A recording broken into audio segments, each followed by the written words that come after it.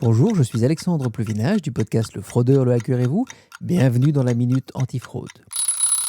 Aujourd'hui, un sujet lié à la politique américaine de Donald Trump et aux réductions de coûts, qui évidemment touche aussi la cybersécurité, puisqu'il souhaite que la responsabilité sur la cybersécurité soit déléguée au niveau local et plus au niveau fédéral. Ça veut dire que il y aura une moins bonne protection a priori, puisqu'elle sera moins bien coordonnée. Le fédéral n'interviendra que quand ce sera nécessaire ou qu'il y aura un problème.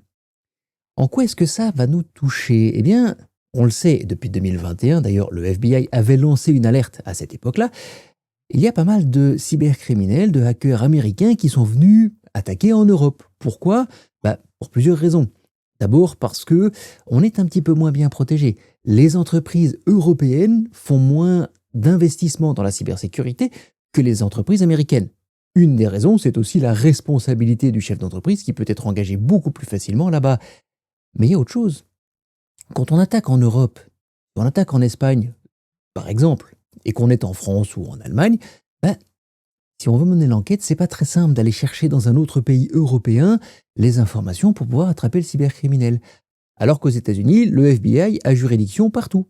S'il veut aller dans un État et dans un autre, ils arrivent et ils disent « Vous lâchez l'affaire, vous, la police locale, c'est nous qui prenons les choses en main. » En plus, les sentences, quand les cybercriminels se font arrêter, sont plus lourdes là-bas que chez nous. Donc en gros, c'est plus simple d'attaquer en Europe et ça coûte moins cher. Maintenant que ça va un peu se diluer aux États-Unis, il y a des chances qu'ils restent ou qu'ils retournent sur leur marché local.